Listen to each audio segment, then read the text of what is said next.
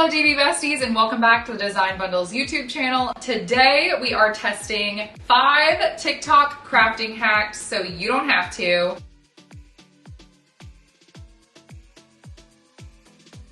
We're gonna see if they work, and I'm really excited about today because I actually haven't tried a lot of these hacks. I've seen them all over TikTok. They are very popular Cricut crafting hacks and tips, but we're gonna see if they're legit or not. So for each one, we're gonna try it, and then after we try it, I will give it either a thumbs up, a thumbs down, or it depends on what you're doing with your project. So I've got kind of all my materials laid out here to get into it, but before we go to our first hack, if you haven't subscribed yet, be sure to like, subscribe, and hit the little notification bell. You don't want to miss anything on this channel because we are back here every week with all the crafty tips, tricks, and tutorials, and they are specially for you. Take a break, do that, and then let's hop into our first hack, which is actually on the computer because it's in Cricut Design Space. So let's hop over there and ignore this mess for a minute, and then we'll come back and we'll do hack number 2. Okay, our first hack is here in Cricut Design Space, and it is specifically used for heat transfer vinyl, and it's all about creating little squares in Cricut Design Space to perfect our alignment when we're placing it on our blank. So this is best used with heat transfer vinyl, and it's also best used when you have a multi-layered cut file that maybe things really need to be placed in a specific spot. So I chose this one. It is available on Design Bundles with a Plus membership, and I chose this one because it has 3 layers. It's got this like white layer with the text, the bats here, and then our little ghosty cow in the middle. It's important that everything is placed exactly kind of how we see it here, or that cow is not gonna like slot in perfectly in that spot. So alignment is gonna be really important with this design. It's a good one to try this hack on. Let me show you how to do it, and then we'll see if it works. So really the first thing you want to do is go to shapes and grab a square. We're going to make it about 0.5 by 0.5, which is small enough that it's not going to be in the way, but big enough that it'll be easy to weed and have it there with our design. And you want to duplicate that square for as many layers as you have to cut. So we have our white layer, our black layer, and our brown layer, so we're going to make 3 squares, 1 for each layer. And then we want to have the squares be the color of their corresponding layer. So we're gonna go to color sync over here, and I'm gonna take my squares and I'm gonna drag 1 into the black area, and you can see it changed to black. I'm gonna drag 1 into the brown, and it changes to brown, and then I'm gonna drag 1 into the white, so it changes white. So in doing that, we now have 1 square for each layer. And I'm gonna go back to my layers panel. And then the next thing we wanna do is kind of put them all up here in this left-hand corner, and we want them all to stack on top of each other perfectly. So to make sure it's a perfect stack, I'm gonna highlight all 3, and then I'm gonna go to Align, Center, and now they are perfectly stacked on top of each other. The next thing we want to do is weld each layer with its respective square. And this will make a lot more sense once we cut it out. But for now, let's weld. We know that our black bats need to weld with our black square, so I'm going to hold down Shift, select the square, and then combine, weld. And I'm just gonna repeat that for each layer. So the brown cow needs to be welded with the brown square. So I'm gonna hold down Shift, select my square, combine, and weld. And then finally, we're gonna do the same thing with the white text. Select the text, select the square, combine, weld. And our reason for doing that is because what we're gonna do when we're placing this on our actual design to heat press it on is we're gonna be aligning these squares with each other to make sure that the rest of our design is exactly where we want it to be. The one thing you have to make sure of when you do this hack is you don't want to heat press down your square. So you want to lay the whole transfer sheet on top of your design, line up your squares, press everything except the square, and then rinse, repeat. So that way we know exactly where we're lining things up every time because we're using our square as like an alignment tool. I'm gonna go ahead and cut this, and then let's see how well it works in real life. Okay, we've got kind of the items for our other hacks over here, so I'm just gonna set them off to the side. Here are layers of heat transfer vinyl that we've cut with our little squares. So I'm gonna show you kind of how this would work. I'm gonna get a tote bag. We're not actually gonna press it today. I just wanna show you how you would do it because this is the one hack I actually have tried, and I give this hack a thumbs up. It is like a 5 out of 5. You just have to know how to do it. So that's what I'm gonna show you today. It's a good hack to start off off with because I think it works every time. Okay, so we're gonna use this tote bag as kind of like our example item here. So I'm just gonna lay it down and we're gonna pretend like we were heat pressing on this. So I'm gonna start with what would be my bottom layer, which in this case, I'm gonna make that our little cow. So I would set my cow down here. I would press, press, press. So I would press this. And then what I would do actually is then lift up and cut out the little square because we want this square to stay like exactly in this spot. So you're gonna wanna like make sure it's stuck down in the spot that it's in. And this is kind of the hard part of this, I'll be honest. Like this is the part that's easy to mess up. You just wanna make sure it doesn't move, right? You want it to stay right there. So this is after we've pressed our cow, theoretically. And then I would peel away my design, leaving the cow. Then the cow has been heat transferred on. And then we would take our second layer and we would just line up our square. And then we could heat press this section on and then just repeat that process, right? Come in with your scissors, cut out the little square part because we want the square to stay so we can use it for alignment purposes. Peel away our design, and then we can come in with layer number 3 and use our little square to line up, press, press, press our little bats down, and then peel everything away. And your design will be left behind. We're not gonna actually press today because I wanna use this tote bag for one of our other hacks today, but I give this hack a thumbs up. Just make sure you cut away those little squares when you're laying everything down so that you can make sure that everything stays aligned. And don't actually heat press your squares, heat press everything else. Cut out the square, peel away your carrier sheet. Hack number 1, using squares as an alignment tool with heat transfer vinyl, thumbs up. Our second hack is one that I've never tried before, so we're gonna see if it works. This hack is about using regular old ink and regular old printer paper with cling wrap to create an iron-on. So, am I skeptical of this working?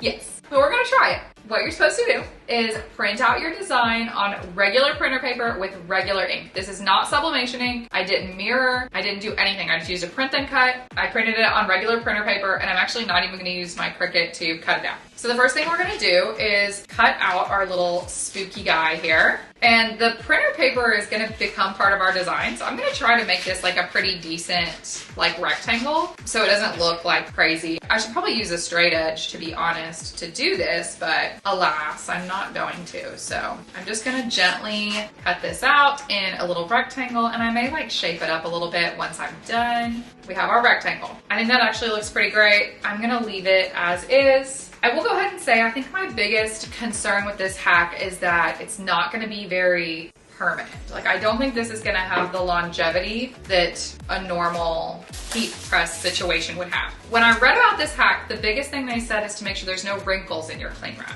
That feels almost impossible. We're gonna use scissors for this because I think that's gonna keep it a lot cleaner. So I'm gonna take my little scissors. I feel like this is gonna be a way I start a fire in my craft room today. And we're gonna cut out a little rectangle here, trying to be as careful as we can.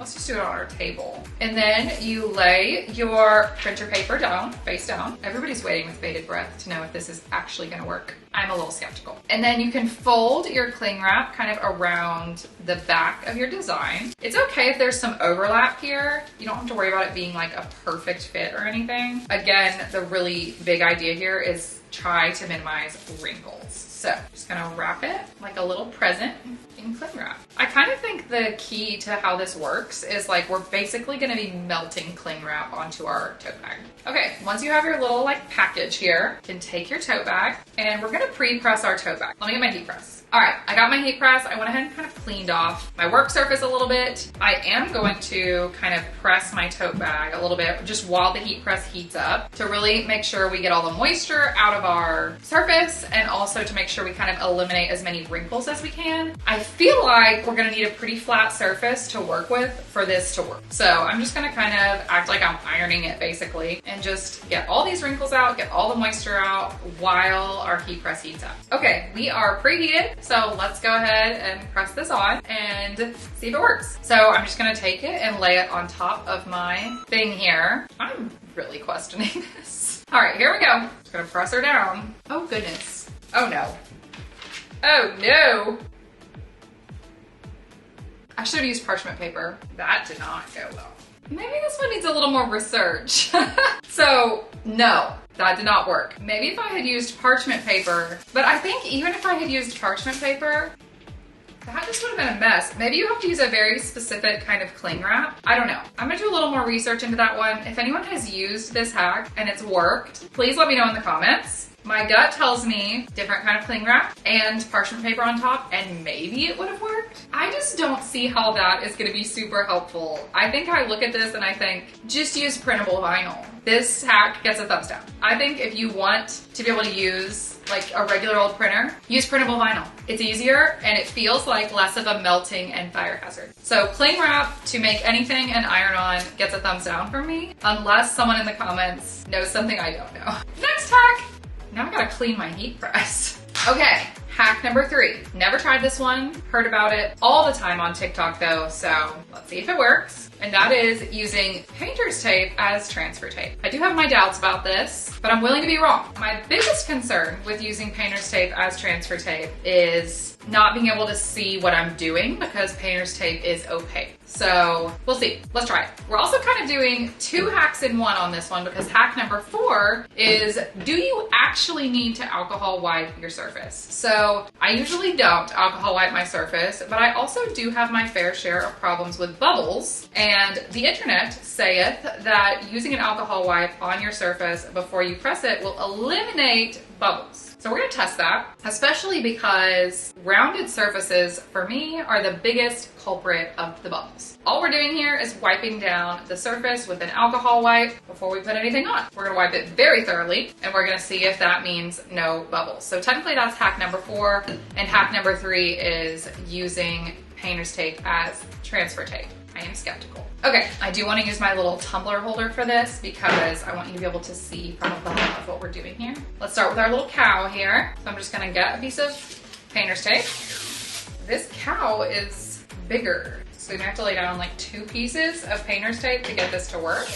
We gonna try it. You know, we've already failed at 1 hack today, probably because of operator error.